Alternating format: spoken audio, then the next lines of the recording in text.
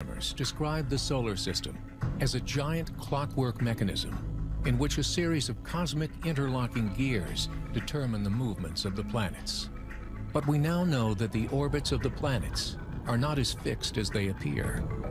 It seems so steady. It seems like it is this clockwork, but there are ways in which it can be disrupted quite dramatically. Even a slight change in the Earth's orbit could severely impact our ability to survive, since the position of our home planet makes it uniquely suited for life. The Earth seems to be an ideal planet in terms of habitability because it lies at just the right distance from the sun, in which point liquid water can be stable on our surface. We can have oceans and lakes and rivers, and we think that water is really the key ingredient for life. Earth is in that special zone. It's not too cold, nor too hot, it's just right. If we were closer to the sun, we might end up like Venus, a planet too hot to live on, with a temperature hot enough to melt lead. On the other hand, if we were farther away, we might be more like Mars, which is just ridiculously cold, and you can't support life when you're too far from the sun. But what would happen if Earth's delicate balance were disturbed, so that it was no longer this perfect distance from the sun? Far beyond our solar system, there are planets wandering through the galaxy, not bound to the gravity of any star. Known as rogue planets, they were ejected from their birthplace by unstable orbits or cosmic collisions and sent on wild trajectories through the universe. Essentially, a rogue planet is a planet that was originally in a different star system, and it was kicked out and is now wandering the cosmos, divorced from its parent star.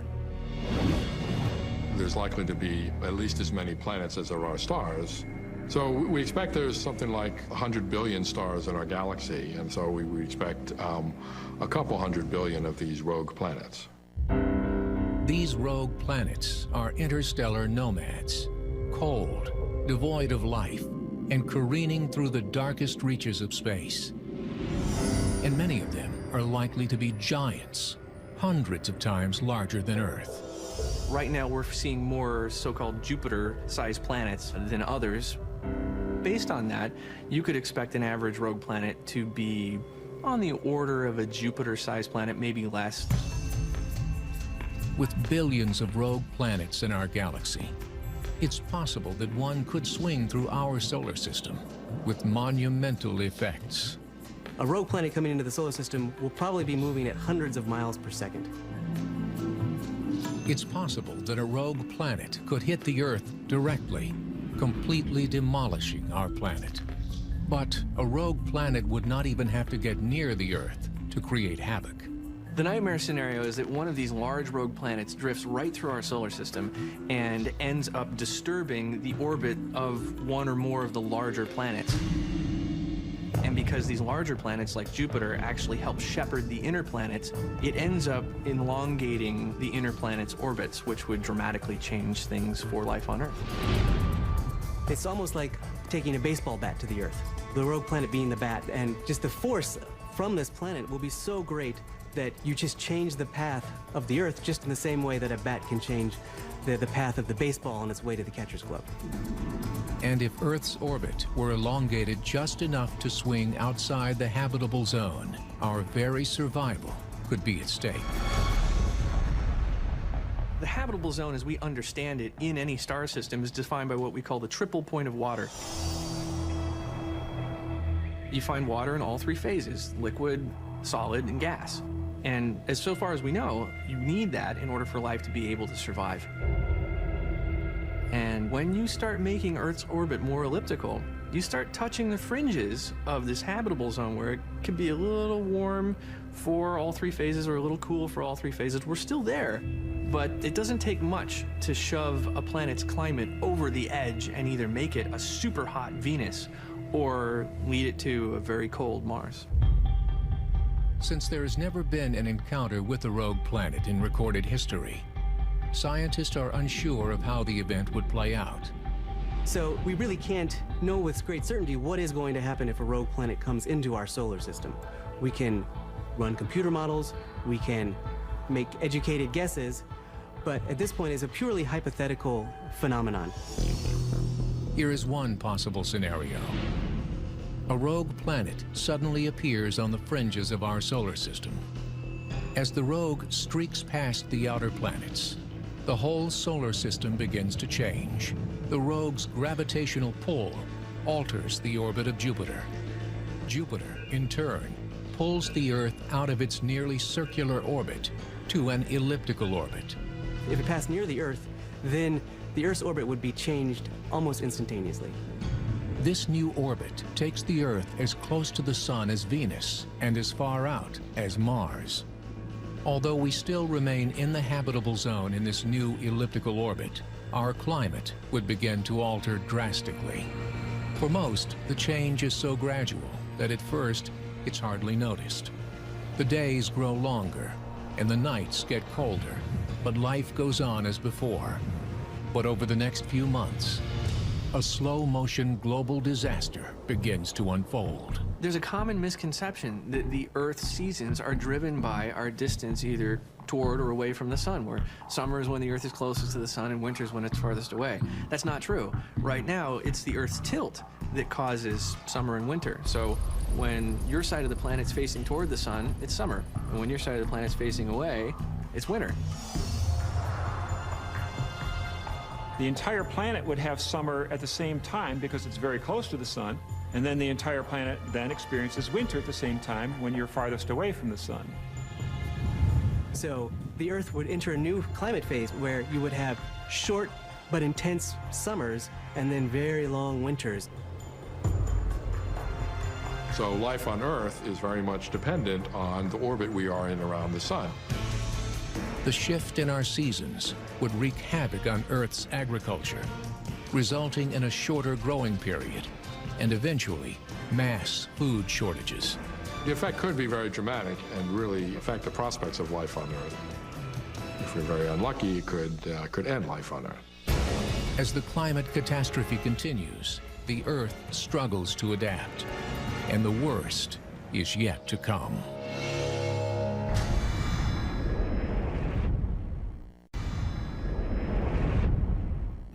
Imagine that a rogue planet has suddenly passed through our solar system and alters the Earth's orbit. A new elliptical path draws us closer to the sun, and a climate catastrophe ensues. World temperatures would increase dramatically.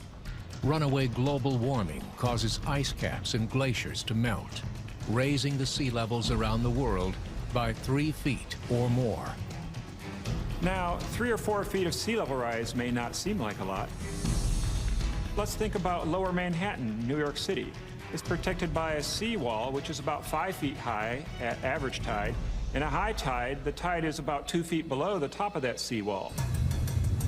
Now, if you're adding 3 or 4 feet on top of that, now you've got the ocean in New York City, in the subway system, and the financial district without a storm even being present. With just a few feet of sea level rise, you have a lot of problems because most of the major cities of the world are built on or near the ocean. And they're designed with infrastructure such as subway systems, for example, or sewer systems that are not designed to handle more than a foot or two of sea level rise.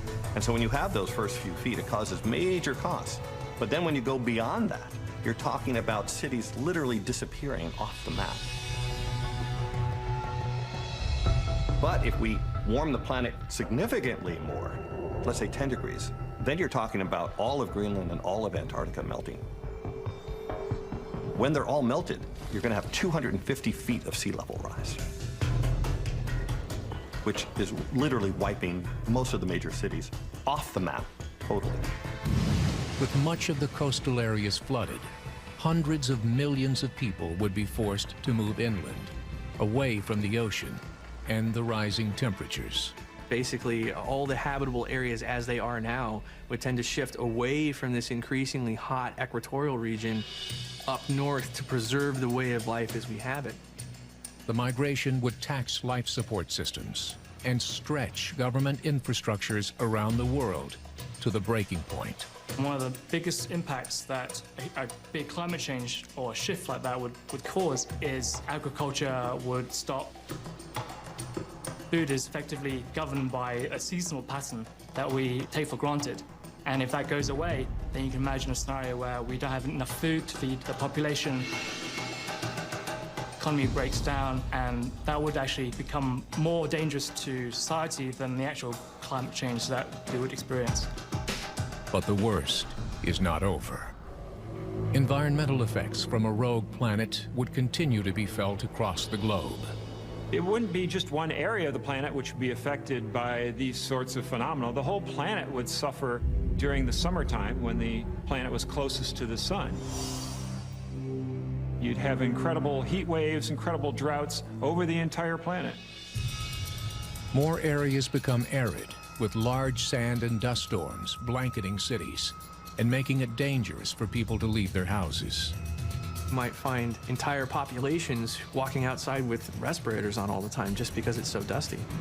And temperatures of 140 degrees would threaten our very survival. Once the temperature reaches 130 degrees, you can't survive that. You can't sweat fast enough to cool your body. And if you're outside without air conditioning, then you're just going to die.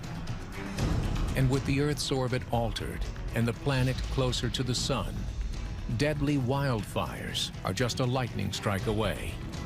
Massive firestorms would devastate thousands of square miles of forests and grasslands. You're going to have problems not only with drought, you're also going to have wildfires, because any vegetation that's cooking in that kind of heat is going to be highly dried out and subject to bursting into flame. But it's not just extreme heat that threatens us. It's also the cold, a new ice age, as the catastrophe continues.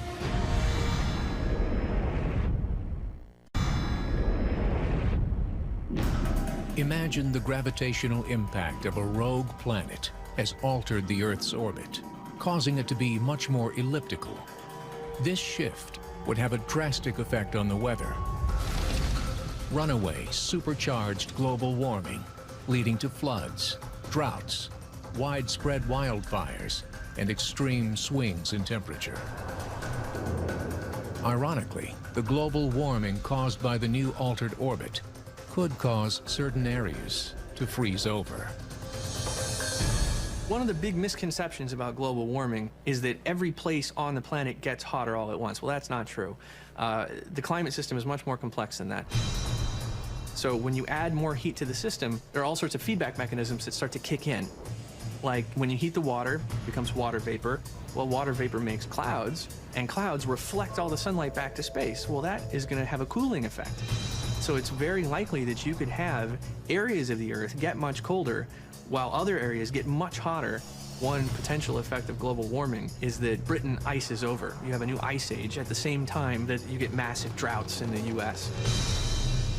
Some scientists fear that global warming could also lead to a shutdown of the thermohaline circulation, a giant conveyor belt that distributes warm and cold water around the globe.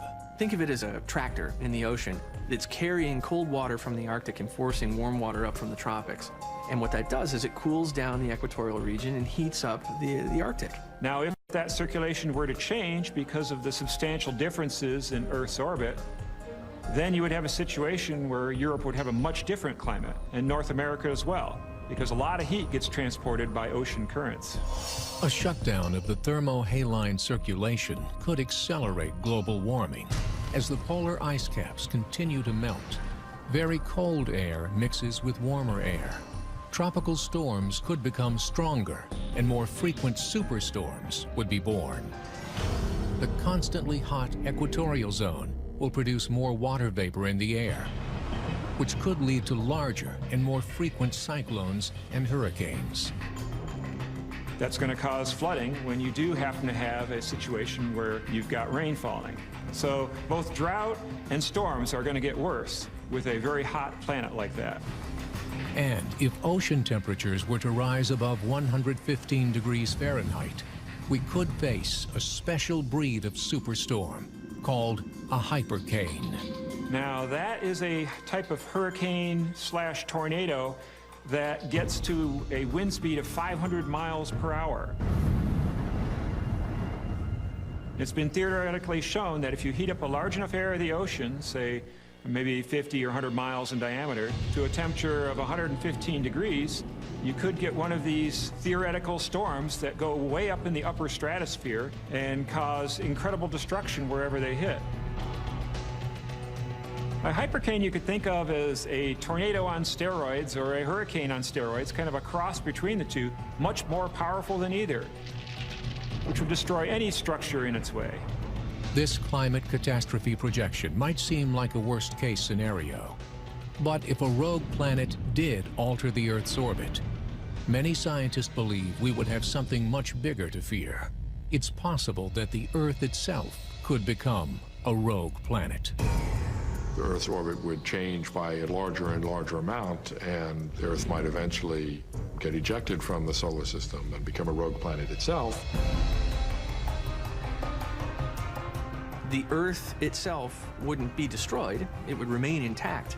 But as we went farther and farther away from the sun, the surface would cool and the atmosphere would freeze, and if we had any chance of survival, we would have to dig down into or toward the mantle where the radioactive elements are keeping the Earth's core hot, and we would become subsurface dwellers in order to survive. To us on Earth, it would look like the nights would get longer and longer, the days would get fainter, till eventually it's perpetual night. And the sun becomes just a bright star in the starry night sky, and that's it for the rest of time. These doomsday scenarios may seem like the stuff of science fiction, but with billions of rogue planets wandering through space, the threat is real. Luckily, scientists around the world are developing the tools necessary to spot these rogue planets long before they arrive in our solar system.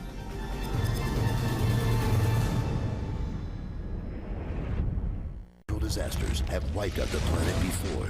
We know that these things are a threat. We know they're going to hit again. Nothing lasts forever. Forecasting the end, next on the Weather Channel.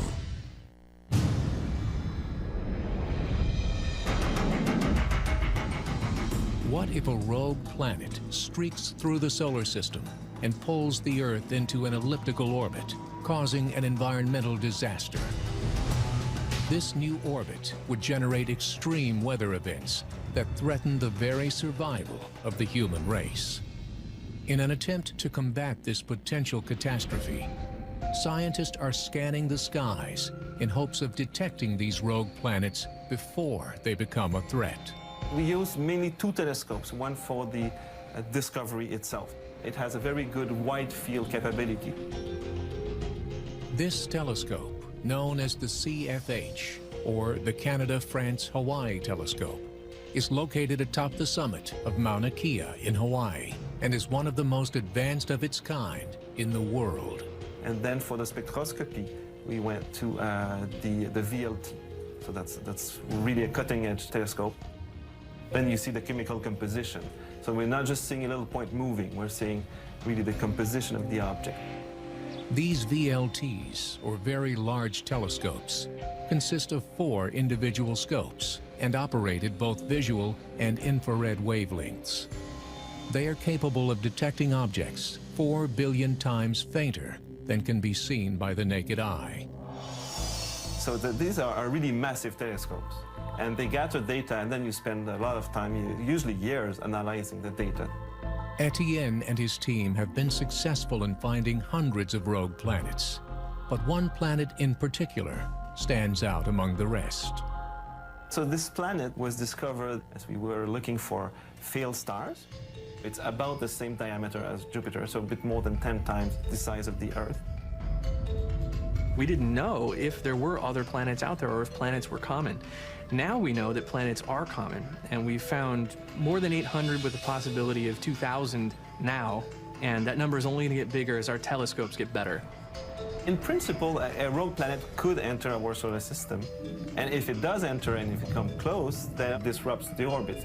Of course, it can have catastrophic impacts, ultimately to wipe out the biosphere. Fortunately, astronomers have yet to spot any rogue planets headed our way. Our ever-evolving technological advancements and understanding of space has also shown us how delicate the balance of life really is, and that our orbit, at least for now, is in a perfect position. Here in the 21st century, we live in kind of a Goldilocks zone for life on Earth. It's not too hot or too cold here.